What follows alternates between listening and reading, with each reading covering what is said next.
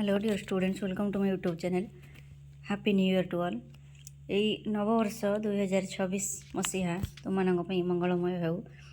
ତୁମମାନଙ୍କର ଭବିଷ୍ୟତର ଉଜ୍ଜ୍ୱଳ କାମନା କରି ଆରମ୍ଭ କରୁଛି ଆଜିର ଭିଡ଼ିଓ। ଆଜିର ଭିଡ଼ିଓ ମୁଁ ଟିକେ ବହୁତ ବ୍ୟସ୍ତ ଭିତରେ ରହିଯାଇଥିଲି। ଆମର ଯେଉଁ 5th ସେମିଷ୍ଟର ପିଲାଙ୍କର କୋର୍ 11, 12 DSC1 DSC2 ପରୀକ୍ଷା ହେଇଥିଲା, ତାର ଆନ୍ସର କି ମୁଁ ବା ଅପଲୋଡ଼ କରିବି ବୋଲିକି ବା ତାର ଆନ୍ସର କି ଛାଡ଼ିବି ବୋଲିକି କରିପାରୁନଥିଲି।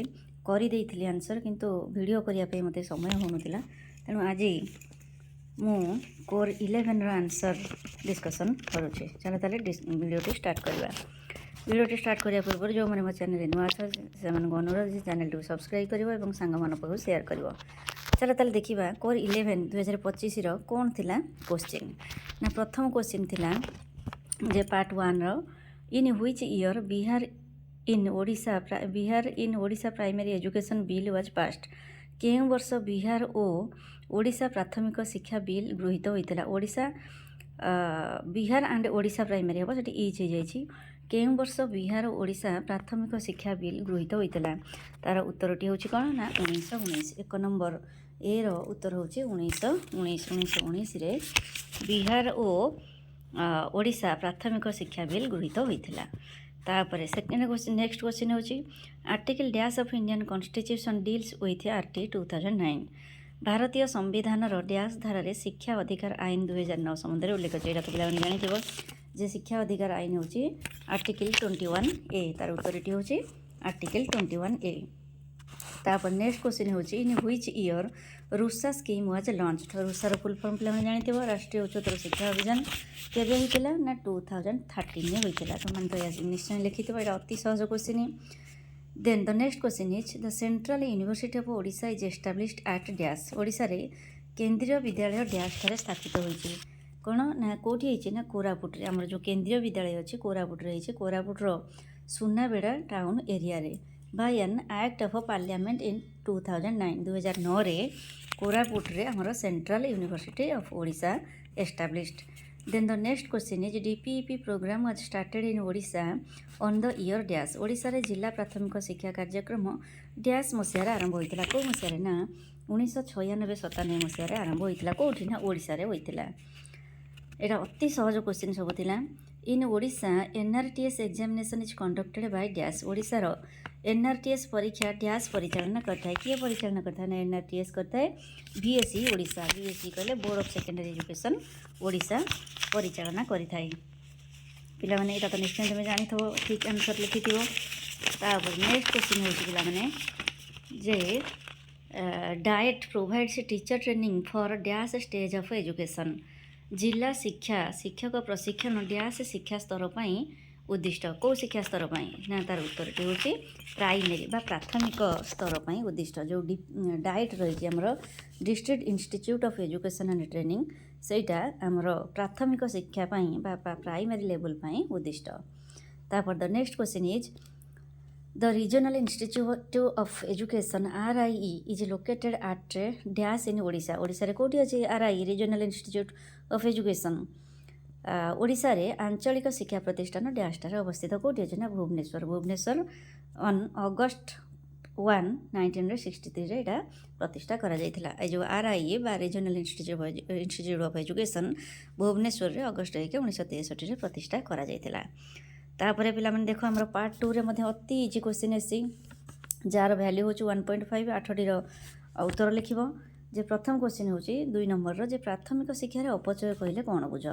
ତାର ଉତ୍ତର ହେଉଛି ସ୍ଥାୟୀ ସାକ୍ଷରତା ନିମନ୍ତେ ପ୍ରାଥମିକ ଶିକ୍ଷା ସ୍ତର ଶେଷ କରିବା ଏକାନ୍ତ ଆବଶ୍ୟକ, କିନ୍ତୁ କୌଣସି ଶିକ୍ଷାର୍ଥୀ ଯଦି ପ୍ରାଥମିକ ଶିକ୍ଷା ସ୍ତର ଶେଷ କରିବା ପୂର୍ବରୁ ପାଠପଢ଼ା ଛାଡ଼ି ବିଦ୍ୟାଳୟ ପରିତ୍ୟାଗ କରି ଚାଲିଯାଏ, ତେବେ ଏହି କ୍ଷେତ୍ରରେ ଅପଚୟ ବୋଲି କୁହାଯାଏ। ଆମେ ଜାଣିଛେ ୱେଷ୍ଟେଜ୍ ଆଣ୍ଡ ଷ୍ଟାଗ୍ନେସନ୍ ଦୁଇଟା ହେଉଛି ପ୍ରାଥମିକ ଶିକ୍ଷାକୁ ସାର୍ବଜନୀକରଣ କରିବା ଦିଗରେ ପ୍ରତିବନ୍ଧକ ବା ଅପଚୟ ଏବଂ ଆବଦ୍ଧତା। ଅପଚୟ କହିଲେ ଗୋଟେ ବର୍ଷରେ ଯଦି ଶିକ୍ଷାର୍ଥୀ ପ୍ରାଥମିକ ଶିକ୍ଷା ଶେଷ କରିବା ପୂର୍ବରୁ ବିଦ୍ୟାଳୟ ଛାଡ଼ି ଚାଲିଯାଏ, ତାହେଲେ ତାକୁ ଅପଚୟ ବୋଲି କୁହାଯାଏ। ଆବଦ୍ଧତା କହିଲେ କ'ଣ ନା ଗୋଟେ ଶ୍ରେଣୀରେ ଗୋଟେ ବର୍ଷରୁ ଯଦି ଅଧିକ ବର୍ଷ ପିଲାଟିଏ ରହିଲା, ତାହେଲେ ତାକୁ ଆମେ ଆବଦ୍ଧତା ବୋଲି କହିଥାଉ। ଏଇ ଦୁଇଟା ଯାକ ସମସ୍ୟା ହେଉଛି ପ୍ରାଥମିକ ଶିକ୍ଷାର ସାର୍ବଜନୀକରଣ କରିବା ଦିଗରେ ମୁଖ୍ୟ ସମସ୍ୟା। ତାପରେ ନେକ୍ସଟ କ୍ୱେଶ୍ଚିନ୍ ହେଉଛି କ'ଣ ନା ସମଗ୍ର ଶିକ୍ଷା କହିଲେ କ'ଣ ବୁଝ। समग्र शिक्षा ହେଉଛି ଭାରତରେ ବିଦ୍ୟାଳୟ ଶିକ୍ଷା ପାଇଁ ଏକ ସମନ୍ୱିତ ଯୋଜନା ଯାହାକି ପ୍ରାକ୍ ବିଦ୍ୟାଳୟରୁ ଦ୍ୱାଦଶ ଶ୍ରେଣୀ ପର୍ଯ୍ୟନ୍ତ ସମସ୍ତ ସ୍ତରକୁ ଅନ୍ତର୍ଭୁକ୍ତ କରିଥାଏ।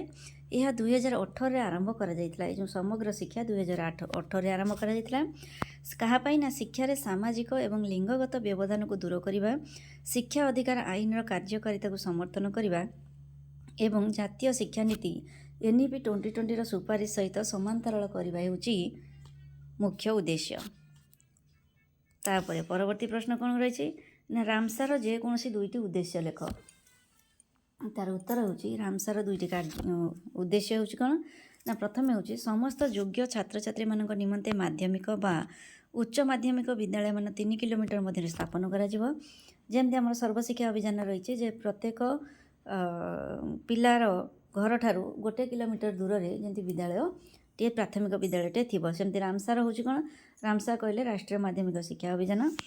ତାର ପ୍ରଥମ ଉଦ୍ଦେଶ୍ୟ ହେଉଛି ଯେ ସମସ୍ତ ଯୋଗ୍ୟ ଛାତ୍ରଛାତ୍ରୀମାନଙ୍କ ନିମନ୍ତେ ମାଧ୍ୟମିକ ବା ଉଚ୍ଚ ମାଧ୍ୟମିକ ବିଦ୍ୟାଳୟମାନ 3 କିଲୋମିଟର ମଧ୍ୟରେ ସ୍ଥାପନ କରାଯିବ। ଦ୍ୱିତୀୟରେ ହେଉଛି କୌଣସି ଛାତ୍ର ଯେପରି ମାଧ୍ୟମିକ ଶିକ୍ଷାରୁ ବଞ୍ଚିତ ନ ହୁଅନ୍ତି ତାହା ସୁନିଶ୍ଚିତ କରିବା। ତୃତୀୟରେ ହେଉଛି ସମସ୍ତ ଛାତ୍ର ଯେଉଁମାନେ ମାଧ୍ୟମିକ ଶିକ୍ଷା ଗ୍ରହଣ କରୁଛନ୍ତି ସେମାନେ ଉତ୍ତମ ଗୁଣବତ୍ତା ସମ୍ପନ୍ନ ଶିକ୍ଷା ଗ୍ରହଣ କରୁଛନ୍ତି ଏହା ସୁନିଶ୍ଚିତ କରିବା। କହିଲେ କ୍ୱାଲିଟି ଏଜୁକେସନ୍ ସମସ୍ତଙ୍କୁ ପ୍ରୋଭାଇଡ଼ କରିବା ହେଉଛି ଏହାର ଲକ୍ଷ୍ୟ। ତାପରେ ନେକ୍ସଟ କ୍ୱେଶ୍ଚିନ୍ ଇଜ୍ ମାଧ୍ୟମିକ ଶିକ୍ଷା ପରିଷଦ ଓଡ଼ିଶାର 2ଟି କାର୍ଯ୍ୟ ଲେଖ। ତାର ଉତ୍ତର ହେଉଛି ମାଧ୍ୟମିକ ଶିକ୍ଷା ପରିଷଦର 2ଟି କାର୍ଯ୍ୟ ହେଲା ପ୍ରଥମେ ହେଉଛି ଯେ ମାଧ୍ୟମିକ ଶିକ୍ଷା ସ୍ତରରେ ମଞ୍ଜୁରୀପ୍ରାପ୍ତ ସମସ୍ତ ବିଦ୍ୟାଳୟ ପାଇଁ ଉପଯୁକ୍ତ ପାଠ୍ୟକ୍ରମ ପ୍ରଣୟନ କରିବା। ଦ୍ୱିତୀୟରେ ହେଉଛି ପାଠ୍ୟପୁସ୍ତକ ଓ ହ୍ୟାଣ୍ଡବୁକ୍ ପ୍ରଭୃତିର ରଚନା, ପ୍ରକାଶନ ଓ ଅନୁମୋଦନ ପାଇଁ ନିୟମକାନୁନ ପ୍ରଣୟନ କରିବା। ଏବଂ ତୃତୀୟରେ ହେଉଛି ଅନୁମୋଦିତ ପାଠ୍ୟକ୍ରମ ଉପରେ ପରୀକ୍ଷା ପରିଚାଳନା କରିବା। ଏଗୁଡ଼ିକ ହେଉଛି ମାଧ୍ୟମିକ ଶିକ୍ଷା ପରିଷଦର କାର୍ଯ୍ୟ। ତାପରେ ନେକ୍ସଟ କ୍ୱେଶ୍ଚିନ୍ ହେଉଛି କ'ଣ ନା ପରବର୍ତ୍ତୀ ପ୍ରଶ୍ନ ମାଧ୍ୟମିକ ଶିକ୍ଷା ପରିଷଦର 2ଟି ସମସ୍ୟା ଲେଖ। ତାର ଉତ୍ତର ହେଉଛି କ'ଣ ନା ମାଧ୍ୟମିକ ଶିକ୍ଷା ପରିଷଦର 2ଟି ସମସ୍ୟା ହେଉଛି ପ୍ରଥମେ ହେଉଛି ମାଧ୍ୟମିକ ଶିକ୍ଷାର ଲକ୍ଷ୍ୟ ନିର୍ଦ୍ଧାରଣରେ ସମସ୍ୟା, ଦ୍ୱିତୀୟରେ ହେଉଛି ପାଠ୍ୟକ୍ରମ ଜନିତ ସମସ୍ୟା ଏବଂ ପରୀକ୍ଷା ପଦ୍ଧତିରେ ସମସ୍ୟା। ତାପରେ ପରବର୍ତ୍ତୀ ପ୍ରଶ୍ନ ହେଉଛି କ'ଣ ନା ଧନ୍ଦାମୂଳକ ଶିକ୍ଷା କ'ଣ। ପିଲାମାନେ ଜାଣିଥିବ ଏଇଟା ଧନ୍ଦାମୂଳକ ଶିକ୍ଷା କ'ଣ। ତାର ଉତ୍ତର ହେଉଛି ଧନ୍ଦାମୂଳକ ଶିକ୍ଷା କହିଲେ ଯେଉଁ ଶିକ୍ଷା ମାଧ୍ୟମରେ ଦେଶରୁ ଅଶିକ୍ଷା ଓ ଦାରିଦ୍ର୍ୟ ଦୂର କରି ଏକ ସମୃଦ୍ଧ ଓ ସ୍ୱାବଲମ୍ବନଶୀଳ ରାଷ୍ଟ୍ର ଗଠନକୁ ବୁଝାଏ, ଯାହାକି ଆତ୍ମନିର୍ଭରଶୀଳତାର ପ୍ରତୀକ। କାହାକୁ ଆମେ କହିବା ଧନ୍ଦାମୂଳକ ଶିକ୍ଷା ନା ଯେଉଁ ଶିକ୍ଷା ଦ୍ୱାରା ଶିକ୍ଷାର୍ଥୀ ସ୍ୱାବଲମ୍ବନଶୀଳ ହୋଇପାରିବେ ଏବଂ ଆତ୍ମନିର୍ଭରଶୀଳ ହୋଇପାରିବେ, ଯାହାଦ୍ୱାରା କି ଆମର ରାଷ୍ଟ୍ରର ପ୍ରଗତି ମଧ୍ୟ ହୋଇପାରିବ। ତାପରେ ନେକ୍ସଟ କ୍ୱେଶ୍ଚିନ୍ ହେଉଛି ଉଚ୍ଚଶିକ୍ଷାର ଆଞ୍ଚଳିକ ନିର୍ଦ୍ଦେଶକଙ୍କର 2ଟି କାର୍ଯ୍ୟ ଲେଖ। ତାର ଉତ୍ତର ହେଉଛି ଉଚ୍ଚଶିକ୍ଷା ଆଞ୍ଚଳିକ ନିର୍ଦ୍ଦେଶକଙ୍କର 2ଟି କାର୍ଯ୍ୟ ହେଲା ପ୍ରଥମେ ହେଉଛି ଉଚ୍ଚଶିକ୍ଷା କ୍ଷେତ୍ରରେ ପ୍ରଶାସନ ଓ ପରିଚାଳନା କରିବା, ଦ୍ୱିତୀୟରେ ହେଉଛି ଉଚ୍ଚଶିକ୍ଷାର ବିକାଶ ଓ ସମ୍ପ୍ରସାରଣ କରିବା। କେଉଁ କ୍ଷେତ୍ରରେ ବିକାଶ କିଭଳି ହେବ ଏବଂ ସମ୍ପ୍ରସାରଣ ଉଚ୍ଚଶିକ୍ଷାରେ କିଭଳି ହୋଇପାରିବ ସେ ହେଉଛି ତାଙ୍କର କାର୍ଯ୍ୟ। ତାପରେ ପରବର୍ତ୍ତୀ ପ୍ରଶ୍ନ ହେଉଛି ଡାଏଟ୍ର ଉଦ୍ଦେଶ୍ୟ ଗୁଡ଼ିକ କ'ଣ ଅଟେ। ଡାଏଟ୍ କହିଲେ district institute of education and training. ତାର ଉତ୍ତର ହେଉଛି ଡାଏଟ୍ର ଉଦ୍ଦେଶ୍ୟ ହେଉଛି ପ୍ରଥମେ ହେଉଛି ଜିଲ୍ଲା ସ୍ତରରେ ପ୍ରାରମ୍ଭିକ ଶିକ୍ଷାର ଗୁଣାତ୍ମକ ମାନ ବୃଦ୍ଧିରେ ସହାୟକ କରିବା, ଦ୍ୱିତୀୟରେ ହେଉଛି ପ୍ରାକ୍ ସେବାକାଳୀନ ପ୍ରଶିକ୍ଷଣ ପ୍ରଦାନ କରିବା। ଏ ହେଉଛି 2ଟି କାର୍ଯ୍ୟ। ପ୍ରାକ୍ ସେବାକାଳୀନ କହିଲେ ଚାକିରି କରିବା ପୂର୍ବରୁ ପ୍ରି ସର୍ଭିସ୍ ଟ୍ରେନିଂ ଯୋଗାଇ ଦେବା। ତାପରେ ନେକ୍ସଟ କ୍ୱେଶ୍ଚିନ୍ ହେଉଛି କ'ଣ ନା ଗୋଟିଏ ସ୍ୱୟଂଶାସିତ ମହାବିଦ୍ୟାଳୟର ଯେକୌଣସି 2ଟି ଉଦ୍ଦେଶ୍ୟ ଲକ୍ଷ୍ୟ। ସ୍ୱୟଂଶାସିତ କହିଲେ ଆମେ ଯାହାକୁ କହୁଛେ ଅଟୋନମସ୍ କଲେଜେସ୍। ଅଟୋନମସ୍ କଲେଜେସର 2ଟି ଉଦ୍ଦେଶ୍ୟ ଲେଖ। ସ୍ୱୟଂଶାସିତ ମହାବିଦ୍ୟାଳୟର ଉଦ୍ଦେଶ୍ୟ ହେଲା ପ୍ରଥମେ ହେଉଛି ସ୍ଥାନୀୟ ଆବଶ୍ୟକତା, ଚାକିରିର ସୁଯୋଗ ଏବଂ ଦକ୍ଷତା ଭିତ୍ତିକ ପାଠ୍ୟକ୍ରମକୁ ଆଖି ଆଗରେ ରଖି ପାଠ୍ୟକ୍ରମ ପ୍ରସ୍ତୁତ କରିବେ ଏବଂ ଆବଶ୍ୟକୀୟ କ୍ଷେତ୍ରରେ ଗବେଷଣା ନିମନ୍ତେ ଶିକ୍ଷାର୍ଥୀମାନଙ୍କୁ ଉତ୍ସାହିତ କରିବା। ତେଣୁ ପିଲାମାନେ ଏଇ ହେଉଛି ତୁମର କ୍ୱେଶ୍ଚିନ୍ର ସବୁ ଆନ୍ସର୍।